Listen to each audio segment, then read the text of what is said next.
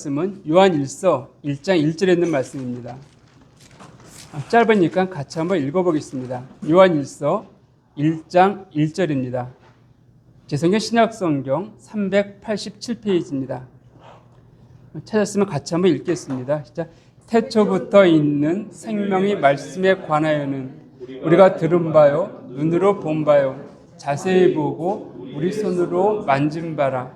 예, 고맙습니다. 오늘 이 본문을 가지고 성장의 3단계라는 제목의 말씀을 나누려고 합니다. 하나님이 창조하신 모든 자연계에는 식물이든 동물이든 성장의 단계가 있습니다. 식물도 보게 되면 씨앗에서 싹이 납니다. 그리고 줄기가 자라고 잎이 나고 그리고 열매를 맺게 되죠. 크게 보게 되면 식물도 유아기가 있고 청년기가 있고 열매 맺는 장년기가 있다 할 수 있는데 동물도 마찬가지입니다. 새끼로 태어나서 어릴 때 엄마의 젖을 먹고 자랍니다.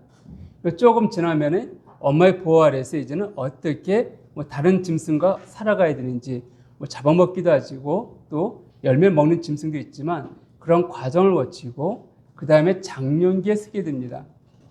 사람도 마찬가지죠. 그렇기 때문에 이건 영적인 삶에 있어서도 마찬가지입니다.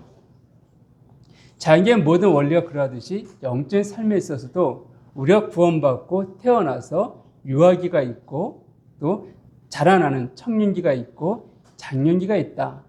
물론 이것을 언제까지가 신앙에서 유아기이고 언제까지가 청년기이고 언제까지가 장년기인가 구분할 수는 없지만 그런 신앙의 단계가 있음들을 우리가 알 수가 있습니다. 그래서 오늘 본문을 통하여서 그 단계가 어떻게 우리가 나타나고 있는지, 내 삶은 어떤 단계에 좀 이루고 있는지를 한번 같이 생각해 보려고 합니다. 자, 첫째는 듣는 것입니다. 듣다입니다. 자, 오늘 본문 가운데 태초부터 있는 생명의 말씀에 관하여는 우리가 들은 바다 이렇게 말씀하고 있습니다. 우리의 믿음의 시작은 들음에서 시작됩니다. 우리가 예수님에 대해 듣든지 복음, 예수님이 할 수 있겠죠. 이 예수님에 대해서 들음을 통하여서 우리의 믿음은 시작이 됩니다. 이 성경을 보게 되면 로마서 10장 14절에 또 10장 17절 말씀하기를 믿음은 들음에서 난다라고 말씀하고 있습니다. 우리가 듣지 않고 우리의 믿음은 시작되지 않고 자라지 않습니다. 물론 전에 어떤 형제가 질문했던 것을 제가 말씀드린 적이 있죠. 사람이 듣기만 하면 믿음이 자랍니까? 자라긴 합니다. 근데 그 자람은 굉장히 미미하게 자랄 수밖에 없다는 것이죠. 무슨 말인가 하면 아까 동물의 예를 든다면 동물이 어릴 때 어떻게 자랍니까? 어미의 젖을 먹고 자랍니다. 근데 그 동물이 어미의 젖만을 계속 먹게 되어지면 그가 그러니까 청년기, 장년기처럼 성숙할 수 있을까요? 그렇지 않습니다. 어느 정도, 사람을 치면 한두 살 때까지죠. 어느 정도 엄마의 젖을 먹든지 우유를 먹지만 그러나 조금 지나면은 밥을 먹고 고기를 먹고 하면서 자라게 됩니다. 이처럼 믿음의 시작은 들음입니다. 그러나 듣기만 해서 우리의 믿음은 결코 자라지 못합니다. 한계가 있다는 것이에요. 어쨌든 우리의 구원의 시작은 우리가 들음을 통하여서 우리 가운데 성령의 인침이 있었던 것을 알게 됩니다. 우리의 구원을 한번 생각해 보십시오. 우리가 복음을 들었기 때문에 예수님이 어떤 분인지 들었기 때문에 우리는 믿었습니다. 그리고 구원받았다라고 고백하는 것이죠. 그것이 바로 우리의 신앙적으로 보게 되면 유학이라 할 수 있습니다. 이 들음은 참 쉽습니다. 오늘 여러분들이 이 자리에 나와 앉아 계십니다. 제가 전하는 말씀을 듣고 있는 것이에요. 말씀을 들으면서 그래 끄덕끄덕이면서 공감합니다. 또 이런 시간만이 아니라 요새 워낙 라디오에서 그렇고 또 유튜브에서 그렇고 많은 설교 시간도 있고 성경 공부 시간도 있습니다. 그걸 보면서 그래 맞아 끄덕끄덕하면서 듣습니다. 자, 우리가 원하기만 하면 정보의 홍수 시대라고 말하고 있는데 우리가 원하기만 하면 쉽게 말씀들을 들을 수 있는 그런 시대가 지금이라고 여겨집니다. 그러나 그 들음에 있어서 우리의 자람은 한정적입니다. 좀 전에 말씀드렸듯이 아이가 엄마의 젖을 먹고 자라는 데는 한계가 있습니다. 그렇기 때문에 신앙에서도 마찬가지예요. 우리가 듣기만 한다면 우리의 자람은 영적인 성장은 한계에 다다를 수밖에 없습니다. 그럼 그 다음 단계 무엇인가? 성경에 보니까 우리가 들은 바요, 그 다음에 눈으로 본 바다 이렇게 말하고 있습니다. 우리는 보아야 합니다. 보아야 한다는 것이죠. 무엇을 보아야 되는가? 예수님이죠. 우리가 복음은 누구입니까? 예수 그리스도이십니다. 그래서 우리가 무엇을 보아야 되는가? 예수님을 봄을 통하여서 우리의 신앙은 자라게 됩니다. 그러니까 예수를 본다는 것, 어떻게 예수님을 볼 수 있을까요? 듣는 것이 아니라 예수를 보아야지 자란다 그러는데 어떻게 우리가 예수를 볼 수 있을까요?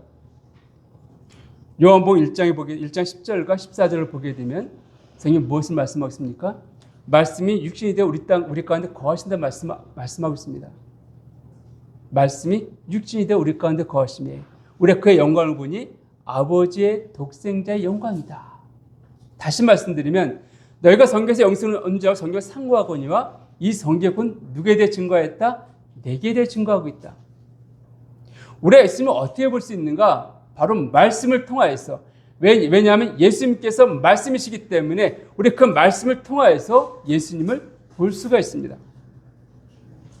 그러기에 사도행전 17장 11절 보게 되면 이런 말씀이 있습니다.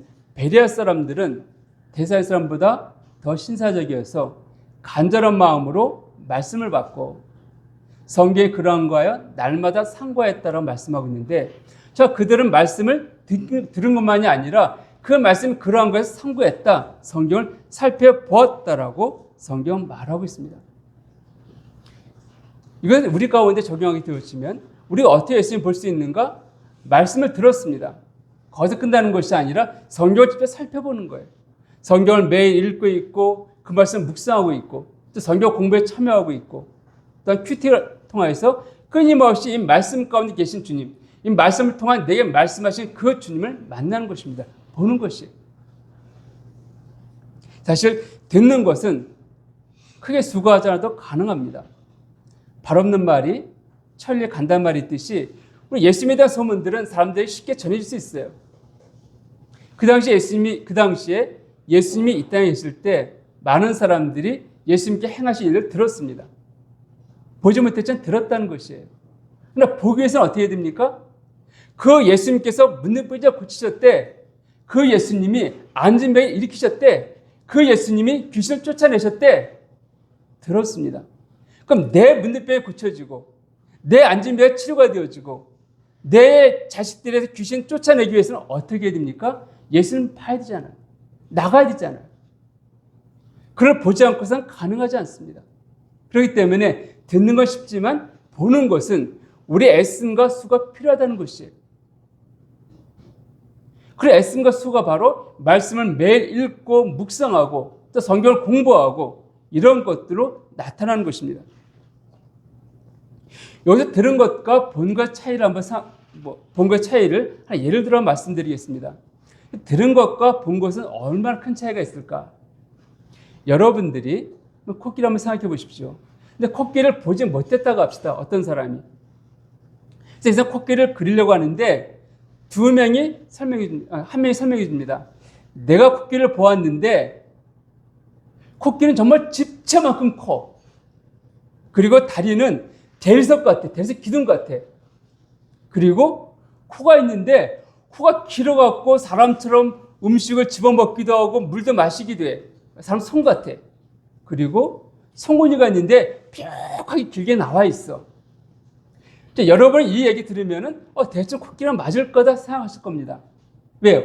코끼리를 보았으니까. 근데 보지 못한 사람이 그 말을 듣고 코끼리를 그립니다. 어떻게 그릴까요? 집채마다 다르니까 내가 본 집, 아파트가 아니겠죠. 단독주택까지 크게 그려놓습니다. 네모나게. 그리고 다리가 대리석 같다니까는 내가 본 대리석 기둥 둥그렇게 뭘 해놓습니다. 그리고 코가 선 같다니까 손가락처럼 그렸습니다. 코에다가. 그리고 송곳니가 길다 그랬으니까 손 위로, 사람은 보통 위로 올라와 있죠. 코끼리 앞에 쭉 나와 있잖아요. 상아가. 위로 뾰족하게 그려놨습니다. 이러한 모습을 보면은 누가 코끼리라 그럴까요? 그것을 보고요. 아무 상관없는 사람이 그걸 보게 되면 이거 몸은 집에다가 코는 좀 긴 것 같은데 사람 손이 달려져 있고 송곳니는 마침 원수 위로 뾰족하게 나 있고 길게 나 있다 그랬는데 긴 것도 그 사람 보았던 송곳니는 사람이 송곳니 사가다 보니까 조금 위로 올라갔겠죠. 드라큘라처럼. 그걸 보고 어떤 사람이 코끼리를 생각할 수 있을까요? 그러나 코끼리를 본 사람이 그리면은 저같이 그림을 못 그린 사람이 그려도 대충 보면은 이건 코끼리야 라고 알 수 있을 만큼 그릴 수 있습니다. 이처럼 예수님에 대해서 들은 사람과 예수를 본 사람이 예수님에 대해서 누군가에게 말해준다고 한다면 이 정도의 차이가 있는 것이에요. 그래서 우리가 왜 말씀을 공부해야 되는가? 왜 매일 말씀을 읽고 큐티하고 공부를 해야 될 것인가? 이 부분입니다. 다른 사람에게 주님을 증거하기 원해요. 복음을 전하기 원합니다. 근데 들은 것 같고서는 나도 확실하지 못하잖아요. 들은 것 같고 그린 이 코끼리가 정말 코끼리의 모습일까? 나도 확실하지 못하잖아요. 내가 경험하지 못한 그 주님을, 내가 보지 못한 그 주님을 어떻게 그들에게 보일 수 있고 그들에게 설명할 수 있고 그들에게 증거할 수 있겠습니까? 그럴 때 우리는 성경에 예수를 보아야 됩니다. 예수를 봐야 된다는 것이에요. 욥기 42장 5에서 6절을 보면 욥이 하나님 만난 장면이 나와 있습니다. 이것은 우리가 하나님 만난 사람과 하나님의 들은 사람과 차이가 무엇인지를 명확하게 보여주고 있습니다. 자, 욥기 42장을 한번 볼까요? 지성의 구약성경 804페이지입니다. 804페이지 5절과 6절 제가 읽어드리겠습니다. 내가 주께 대하여 귀로 듣기만 하였사오나 이제는 눈으로 주를 배움나이다. 그러므로 내가 스스로 거두어드리고 티끌과 재 가운데서 회개하나이다. 자, 이건 욥의 고백입니다. 욥이 하나님 만나고 난 다음 고백이에요. 우리가 알고 있듯이 욥은 하나님께서 의로운 자라고 말씀하셨습니다. 인정한 사람이에요. 욥기 1장에 보게 되면 언급되어 있지 않습니까? 또 욥의 삶을 보십시오. 그의 자녀들이 잔치를 벌이고 난 다음에 혹시 범죄했을까 봐 제사를 드렸다라고 성경 언급하고 있습니다. 이만큼 욥은 하나님에 대해서 보지 못했지만 들은 게 있습니다. 그러니까 나름 그 하나님을 위해서 열심히 신앙생활을 했었고 하나님은 그의 마음을 인정해 주셨습니다. 아마 욥은 하나님에 대해서 이 욥이 아브라함 시대 때 사람이라 이제 학자들은 말하고 있는데 이렇게 듣지 않았을까 생각됩니다. 하나님이 천지를 창조하신 분이다. 능력이 많으시고 거룩하신 분이시다. 아마 이런 것들 들었겠죠. 그 하나님 보지 못했지만 정말 능력이 많으시고 전능자이시고 거룩하신 하나님 앞에서 내가 어떤 행위 될 것인가 스스로 마음을 지키고 아마 살아왔던 것 같습니다. 그래서 그 마음의 중심을 하나님 아셨기 때문에 어렵다를 인정하신 거예요. 그랬던 욥이 하나님을 딱 만났습니다. 그의 고백이 바로 오늘 고백이에요. 제가 알고 있던 하나님, 들어서 알고 있던 하나님은 능력 많으시고 전능자이시고 거룩하시고 이런 것들 들었는데 그러니까 나름 이 정도로 내가 하나님을 이해하고 이 정도로 그분 앞에 신앙생활 했으면 됐겠지라고 여겼기 때문에 그의 친구들과 변론 가운데에서 나는 어렵다로 계속 자기를 변론했습니다. 변호했다는 것이에요. 그런데 그런 욥이 막 하나님 딱 만나니까 하나님 아무 말씀 안 하셨습니다. 너는 죄인이야 말씀하지 않았어요. 네 변론은 잘못된 거야 말씀하지 않았습니다. 단지 거룩하신 하나님 앞에 딱 섰을 때 그 거룩함과 영광스러움과 의로움 앞에서 자기를 볼 때 내가 얼마나 하찮은 존재인가, 내가 얼마나 타락한 존재인가, 내 안에 하나님의 의가 없다는 것을 스스로 깨달을 수밖에 없었던 거예요. 인정할 수밖에 없었습니다. 이게 그냥 고백이에요. 내가 스스로 거둬들이고 티끌과 재 가운데 회개하나이다. 그는 그 하나님 만났을 때 이런 고백을 할 수밖에 없었습니다. 우리가 그분을 만났다고 한다면 우리 삶 가운데 변화가 나타날 수밖에 없습니다. 우리가 그분의 거룩한 임재를 보았다고 한다면 당연히 우리 삶 가운데 죄에 대해서 우리는 경각심을 갖게 되어지고 죄를 멀리하며 그 의를 삼할 수밖에 없습니다. 내가 살아왔던 삶들이 얼마나 하찮은 삶이었는가 오늘 고백할 수밖에 없습니다. 이사야 6장 1절에서 5절까지도 그런 말씀이 나오는데 이사야가 하나님을 만났습니다. 또 뭐라고 고백합니까? 나는 화로다. 난 부정한 가운데에서 거룩한 하나님 보았다라고 회개하고 있습니다.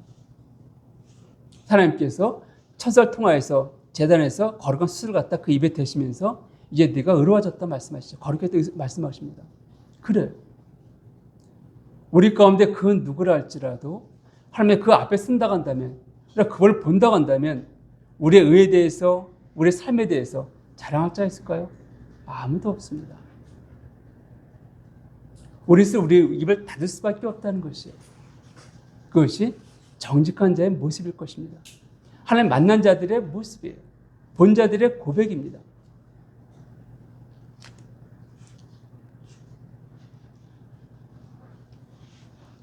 우리가 고린도서 11장을 보게 되면 사도 바울이 자기가 어떤 삶을 살았는지, 얼마큼 주와 복음에서 헌신했는지를 언급하고 있습니다. 즉 사도 바울의 그 삶들, 물론 모든 사도들이 다 고난을 받았습니다. 그래서 성경에 언급이 없기 때문에 어떤 면에서는 더 심한 고난을 받은 사도도 있지 않을까 생각되기도 합니다. 그런데 사도 바울처럼 오랜 시간 동안 반복적으로 이런 고난 받은 사람들은 많지는 않았습니다. 사도 바울이 고백하고 있기를 이렇게 말하죠. 내가 수고를 넘치도록 하고 옥에 갇히기도 더 많이 하고 매도 수없이 맞고 여러 번 죽을 뻔하였으니 유대인들에게 40에서 하나가만 매를 5번 맞았고 3번 태장으로 맞고 1번 돌로 맞고 3번 파선하고 일주일을 깊은 바다에서 지냈으며 여러 번 여행하면서 강의 위험과 강도의 위험과 동족의 위험과 이방인의 위험과 신의 위험과 광야의 위험과 바다의 위험과 거짓 형제 중의 위험을 당하고 또 수고함에서 여러 번 자지 못하고 줄이며 목마르고 여러 번 굶주리고 굶고 춥고 헐벗었느라. 사도 바울의 이런 삶을 보게 되면은 아마 우리의 삶들은 내가 저 고난 가운데 있다. 난 나름 참 힘든 삶을 살아왔어. 라고 여기시는 분이 계실지 모르겠지만 아마 명함도 못 내미죠. 사도 이런 삶들을 우리가 보게 되면 40에 하나가만 매 39대 맞다는 건데 왜 39대를 맞았는가? 한 대 더 맞으면 죽기 때문에 39대를 때렸습니다. 물론 한 대 더 맞고 죽고 이건 아니지만은 그만큼 채찍이 그냥 채찍이 아니라 채찍 끝에 작은 유리 같은 것이 박혀 있습니다. 그 채찍에 맞으면은 세가닥 되어 있는데 살을 파고듭니다. 그 살을 찢어내는 거예요. 그러니까 그 채찍을 맞고 나면 등이 완전히 피로 범벅이 됩니다. 왜요? 살까지 다 찢겨져 나갔기 때문에. 그런 매를 39번씩, 39대를 맞았는데 3번 맞았다는 거예요. 한 번 맞고 나서 두 번째 맞으려면 우리가 트라우마가 있습니다. 아마 그게 두려웠을 거예요. 3번씩 맞았다? 얼마나 고통스러웠을까요? 그렇지 않습니까? 이런 사도 바울이 그런 고난들을 어떻게 감당했을까?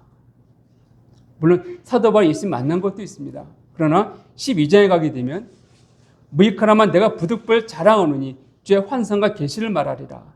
내가 그리스도 안에 있는 한 사람 아노니 그는 14년 전에 셋째 아들에 이끌려간 자라. 즉 사도 바울이 자기의 체험을 말합니다. 나는 14년 전에 하나님 나라 들어갔었다. 내가 이 상태로 정말 내가 뭐 말했는지 뭔 바뀌는지 알지 못하지만 근데 그 나라를 직접 보고 봤다. 그 나라의 영광스러운지를 보았다는 것이에요. 그러니까 이것을 우리 감당하고 있습니다. 여러분 한 예를 들어보겠습니다. 여러분이 지금 돈에 1,000원짜리, 그러니까 2,000원이 있습니다. 이거 갖고서 뭐 할 수 있는가? 빵 하나 사 먹을 수 있어요. 근데 너무 배고파요. 지금 먹을 게 없으면 돈도 없고요. 근데 이거 갖고 내가 이번 주에 로또에 당첨될 번호를 알고 있습니다. 로또 얼마인지는 모르겠지만 2,000원 합시다. 예를 들어갖고 그 당첨이 30억이에요.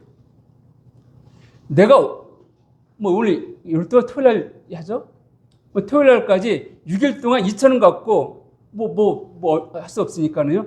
이걸 로또를 사갖고 내 6일 동안 그냥 굶고 버틸 것인가? 지금 배고프니까 2,000원 갖고 빵 하나 사 먹을 것인가? 근데 로또는 당첨될 건 확실합니다. 100%예요. 이런 확률을 갖고 있을 때 여러분 뭘 택하시겠습니까? 빵을 사 먹을까 하면 내가 지금 배고파도 어쩌나 일주일을 그냥 버텨갖고 롯데 당첨되는 걸 택하시겠습니까? 아마 지금 빵 먹는 사람은 없겠죠. 애기들은 모르겠지만 그렇잖아요. 100%라는데 일주일만 참으면 내가 30억을 가질 수가 있는데 이와 마찬가지입니다. 사도 바울은 본인 목됐다고 봤다는 것입니다. 그러니까 능히 고난들을 감당할 수 있는 그 마음이 생긴 거예요. 내가 배고파도 며칠만 참으면 내가 이 배고픔을 몇 배, 몇십 배 내가 해결할 수 있는 그 능력이 생겨. 그걸 감당할 수 있잖아요. 우리가 하나님 보았다고 한다면 우리 당하는 그 모든 환난과 고난들은 능히 극복할 수 있다는 것입니다. 자, 세 번째로, 자, 본 것마다 영광스러운데 세 번째는 뭘 말씀하겠습니까? 요한일서 1장 3절을 보면 보되 자세히 보고 그리고 만진바라 이렇게 말씀하셨습니다. 눈을 본 바에 자세히 보고 우리의 손으로 만진바라. 아마 이 만진바라는 개념은 사도 요한이 예수님께서 부활하시고 나서 도마가 나는 내가 직접 예수를 만져봐야 되겠다. 손을 허리에 창자국을 내가 만져보고 이 구멍 손에 손을 넣어봐야 되겠다. 이걸 좀 연상하게 되어지는데 어쨌든 그 예수님을 만졌다라고 성경 말하고 있습니다.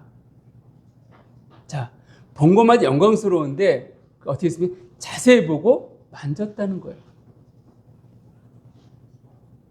이 만졌다. 우리가 본다는 게 본다. 우리가 멀리서 볼 수 있습니다. 자, 여러분들 뒤에 박용점 안 계시지만 멀리 계시죠? 보고 있습니다, 제가요. 근데 만질 수는 없어요. 가까이 있지 않으니까요. 그러니까 만질 만큼이라는 것은 굉장히 가까이 있다는 거예요. 그러니까 친밀한 관계를 우리 가운데 말씀해 주고 있습니다. 즉, 성장의 세 번째 단계는 단순히 예수를 보는 게 아니라 그분과 친밀한 사귐의 관계에 들어가는 것입니다. 그 3절에 말씀하고 있기를 우리가 보고 들은 바를 너에게도 전하면 너희로 우리가 사귐 있게 하려 함이니 우리의 사귐은 아버지와 그의 아들 예수 그리스도와 더불어 누림이라. 만진다. 이것은 결국 사귐을 주님과 사귐의 관계에 들어간 것을 우리에게 말씀해 주고 있습니다. 즉 성장의 세 번째 단계는 보는 것으로 끝난 게 아니라 사귐의 관계, 만짐의 관계에 들어가는 것을 말하고 있습니다. 자, 그럼 본 것과 만진 것 차이는 어떤 차이가 있을까? 아까 들은 것과 본 것마다 엄청난 차이가 있었는데 본 것과 만진 것 차이는 무엇일까? 제가 지금 여기 앉아 있습니다. 용영제 앞에 앉아 있는데 용영이 보니까 검은 옷을 입고 있습니다. 제가 보았으니까 좀 말을 해요. 제가 누구한테도 말을 합니다. 용영제 제가 아침에 보았는데 검은 옷을 입고 앉아 있었습니다.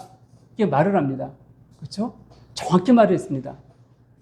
그런데 용영제가 어떤 생각하고 있는지 오늘 점심 또 저녁 때 무엇을 할 것인지 예배 끝난 다음에 뭘 할지 제가 알고 있을까요?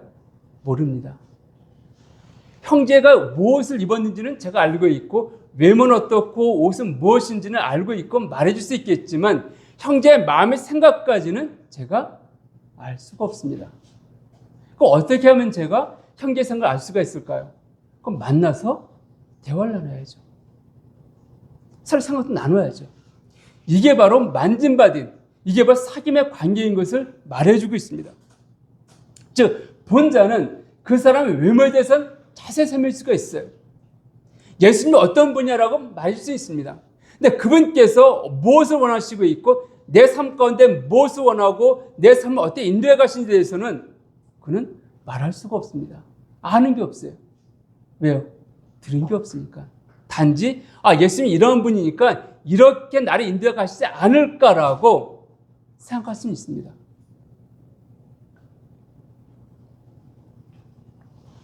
다시 말해서 나를 통해 나타난 하나님의 일하심에 있어서 우리가 성경을 통해 예수님을 본다고 그랬죠. 자, 성경을 보았습니다. 근데 성경을 문자적으로만 보시는 분이 있어요. 물론 우리가 성경 해석할 때 제일 기본은 문자적으로 이해하고 보는 것입니다. 이게 해석학적 면에서는 그렇습니다. 그러니까 정확히 문자적 의미가 무엇인지 알아야 되는 거예요. 그리고 그 문자를 보고 난 다음에 문맥적으로 해석을 해야 됩니다. 이래 해석학을 좀 말씀드린 게 아니라 제가 말씀드린 것은 성경에 이렇게 기록되어 있네. 한 예를 들어 봅시다. 사도행전 1장 8절. 어떤 말씀이죠? 오직 성령이 임하시면 너희가 권능을 받고 예루살렘과 온 유대와 사마리아 땅 끝까지 이르러 내 증인이 되리라. 자, 문자적으로 이야기 드리면 성령이 임하면 내가 예루살렘과 사마리아 유대와 사마리아 땅 끝까지 가야 되겠네? 그럼 내가 지금 이 증거하기 위해서 어디로 가야 됩니까? 어디로 가야 돼요? 예루살렘으로 가야 되잖아요. 문자적으로 보게 되면. 문자적으로 그렇잖아요. 그러니까 우리가 그 문자적으로 보지 않고 이것은 바로 나부터 시작해 내 주변 사람들부터 이 말씀을 증거하는 것이구나. 이게 하나님 뜻이구나. 하나님의 원하심의 뜻. 그분께서 이 말씀을 통해 우리 주시는 그 교훈, 그 뜻을 아는 것. 이것과 단순한 문자적으로 이해하는 것은 이렇게 차이가 있는 것이에요. 물론 여러분들이 문자를 이해해서 예루살렘 복음 전하러 가는 것 굉장히 좋습니다. 잘못된 거 아니잖아요. 복음 전하러 가는 것 자체가. 그래서 주님께 원하셨던 뜻은 무엇입니까? 물론 복음 전하러 예루살렘 가는 것도 의미가 있지만 그러나 이것은 네 주변 사람부터 복음을 전하라는 것이다. 이것이 원래 이 말씀을 통해 주신 교훈 아닌가요? 이것이 바로 예수를 본 자와 사귄 자의 차이라고 성경은 차이라고 말씀드릴 수 있습니다. 요한복음 16장 13절을 보면 성경이 이렇게 말씀하고 있습니다. 이 말씀도 아마 여러분들이 잘 알고 있는 말씀인데 요한복음 16장 13절을 제가 읽어드리면 그러나 진리의 성령이 오시면 그가 너희를 모든 진리 가운데로 인도하시리니 그가 스스로 말하지 않고 오직 들은 것을 말하며 장래일을 너희에게 알리시리라. 자, 그가 들은 것을 말하며 뭘 한다고요? 장래일을 너희에게 알리시겠다. 내 생각을, 내 계획을 너희에게 알려주겠다라고 성경은 말씀하는 것이에요.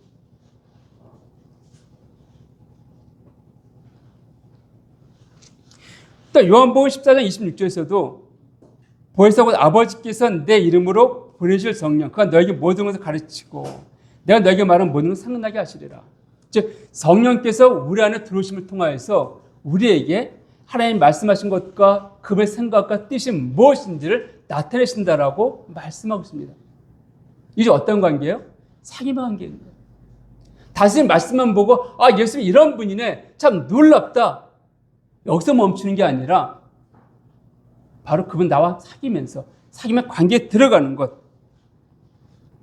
그래서 우리가 성경을 보면 사도 바울이 사도행전 16장 6절 이하에 보게 되면 사도 바울 선교 여행에서 어디 선교를 하려고 했습니까? 소아시아 지역 다 선교하려고 했었습니다. 잘못된 거 아니에요. 전도하는 것 주의 명령이잖아요. 근데 성령이 막으셨습니다. 그 막으심 알지 못하고 열심히 애썼다가 환상을 통하여서 막연의 환상을 딱 보자 성령께서 그게 말씀하셨죠. 그러니까 사도 바울은 주께서 무엇을 원하실지 깨달았습니다. 그래서 그가 유럽으로 가서 복음을 전했던 것을 성경은 말해주고 있습니다. 아마 사도 바울이 유럽으로 가지 않고 소아시아에 그냥 전도했다고 해서 그 누구도 사도 바울한테 너 죄를 지었어, 너 잘못했어 이런 사람은 없을 거예요. 복음 전하는 사람들 살았으니까는. 그러나 그럼에도 불구하고 하나님 무엇을 원하셨을까요? 그게 기다리신 부분이 무엇이었냐는 거예요. 소아시아가 아니라 하나님은 이 유럽에 가서 복음을 전하기 원하셨던 것입니다.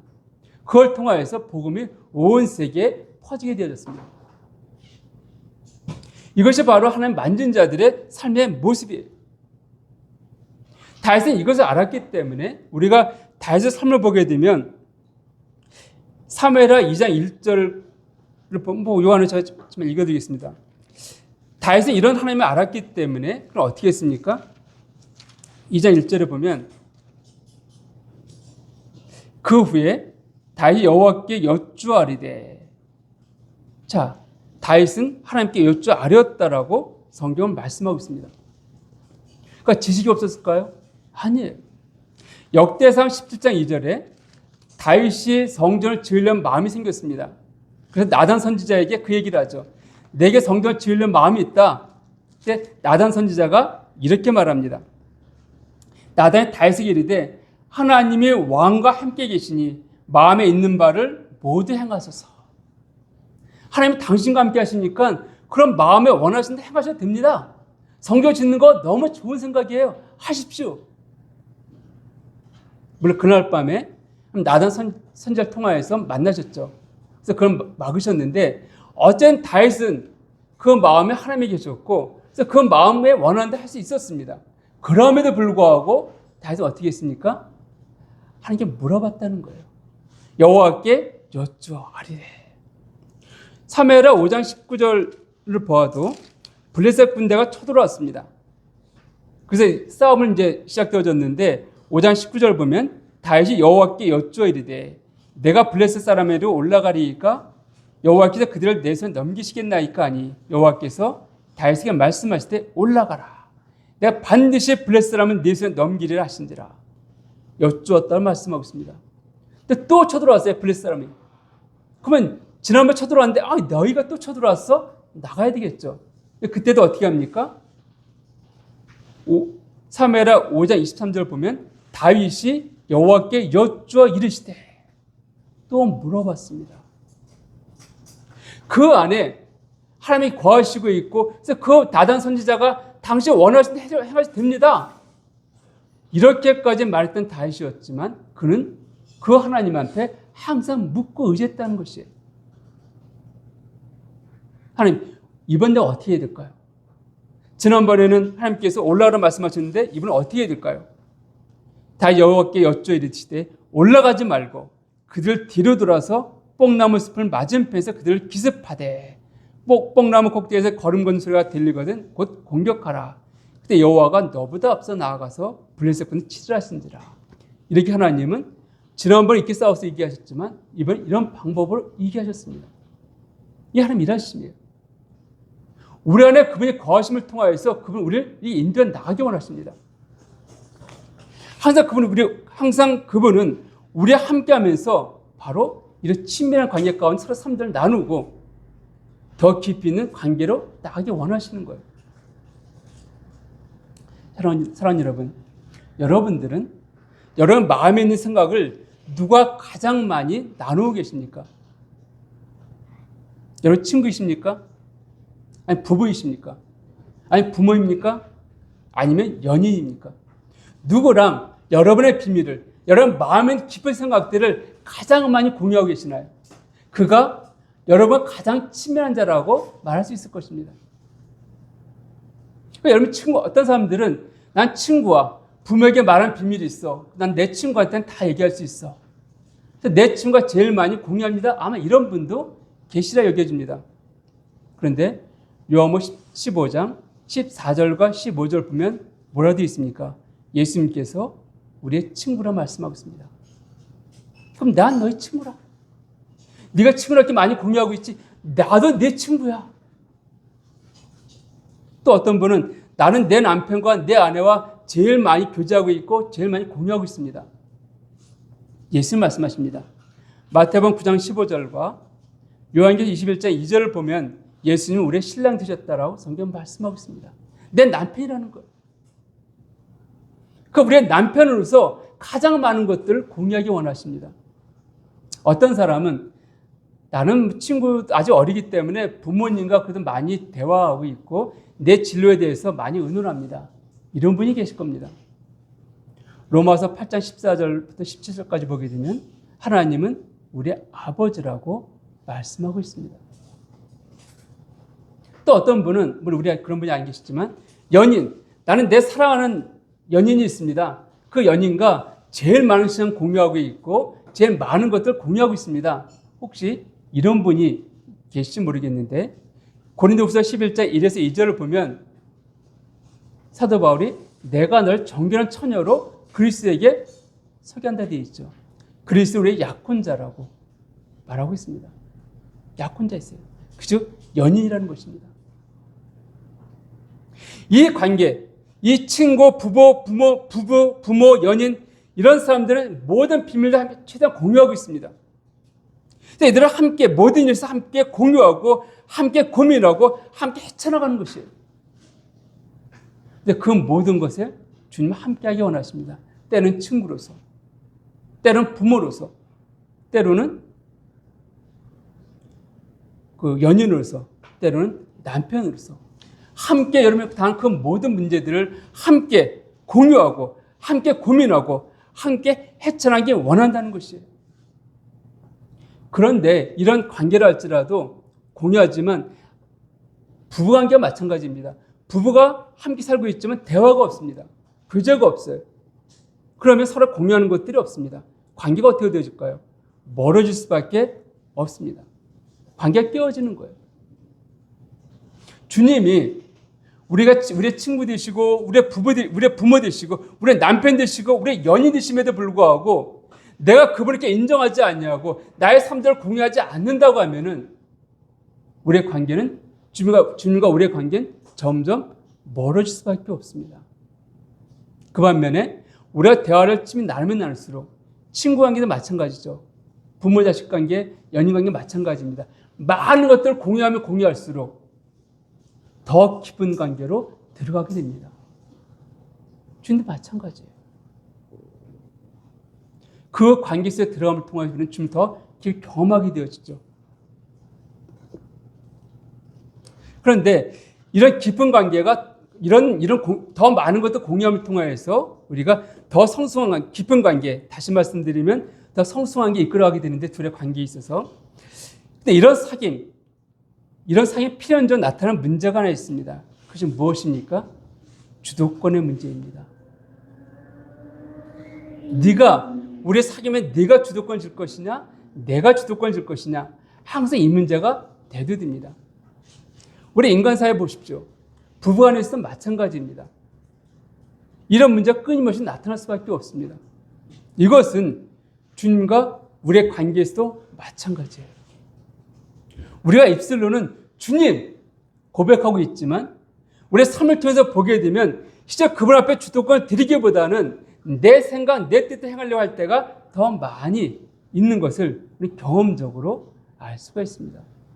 주님 말씀하시죠. 마태복음 11장 28, 29절 잘 알고 있죠.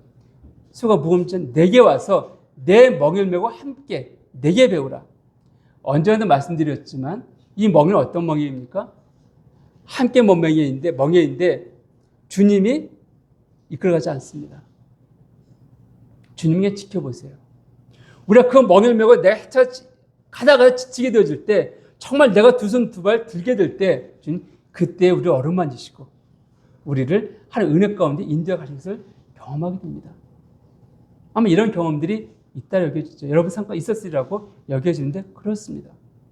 우리가 처음 주님 만났을 때는 내가 마치 주님에서 살 수 있는 것 같고 내가 마치 승리의 삶을 살 수 있는 것 같고 내가 막 이 주의 교제 가운데에서 내가 막 주님에서 무엇이 할 수 있는 것 같지만 시간이 지나면 지날수록 결국은 내가 할 수 있는 것 아무것도 없다. 주께 은혜로운 내 삶을 인도해 가지 아니하시면 내 삶은 넘어지고 쓰러질 수밖에 없는 인생인 것을 우리 고백할 수밖에 없습니다. 그게 우리 삶이에요. 그래서 이에 부딪힌 바로 갈라디아 5장 16절 17절 보게 되면 육체의 소유과 성령의 소유가 다툰다 되어 있는데 이것이 있습니다. 이 다툼 가운데에서 누가 이길 때 우리 승리의 삶을 살 수 있습니까? 주님이십니다. 주님이라는 것이에요. 여러분, 우리가 한 나라에 이민 갔다고 합시다. 여러분들이 어느 나라에 이민을 갑시다. 뭐 미국을 갑시다. 예를 들어서 미국이라는 나라에 이민 갑니다. 그 가기 전에 내가 살려는 그 나라와 지역에 대해서 미리 공부를 하겠죠. 나는 열심히 공부하고 있고 이 나라에 가면 무엇을 먹고 살아야 될지 어떻게 해야 될지 나는 열심히 공부해서 갈 것입니다. 아마 블로그도 보고 막 봤을 거예요. 그래서 갔는데 가서 내가 그 지역에서 그곳에서 30년, 40년 살았던 사람을 만났습니다. 그 사람과 그 지역에서 나누게 되어지면 누가 그 지역을 더 잘할까요? 그 지역 환경에 대해서는 누가 더 잘할까요? 너무 뻔하지 않습니까? 내가 아무리 이런저런 공부했다 할지라도 현재 산 사람과는 비교할 수가 없습니다. 그 지역의 분위기라든지 그 지역의 맛집이라든지 그 지역의 좋은 곳이라든지 뭐 그런 모든 활동들을 사는 사람보다 더 잘할 수 없잖아요. 그 30년, 40년 산 사람인데. 우리는 이 세에 속한 자가 아니라고 성경 말하고 있습니다. 뭐 어디에 속해 있습니까? 하늘나라에 속한 자라고 성경 말하고 있습니다. 그 나라에 갔습니다. 그래 속한 자예요. 그 나라의 삶들, 그 나라에서 어떻게 살아야 될지를 누가 잘 알고 있을까요? 내가 잘 알까요? 성경에서 공부하고 있는 내가 잘 알고 있을까요? 아니면 그 나라 창조하시고 그 나라 주인 되시는 주님께서 더 잘 알고 계실까요? 우리 이때 속한 자 아니기 때문에 이때 속한 자처럼 살아가지 않습니다. 하늘나라의 시민권을 가진 자이기 때문에 거기에 맞는 삶을 살아가야 되잖아요. 그런 삶을 사는 데 있어서 내가 살아가는 것과 주님께 내 삶을 인도해 가시는 것과 어느 삶이 더 합당한 삶을 살게 만들겠냐는 거예요.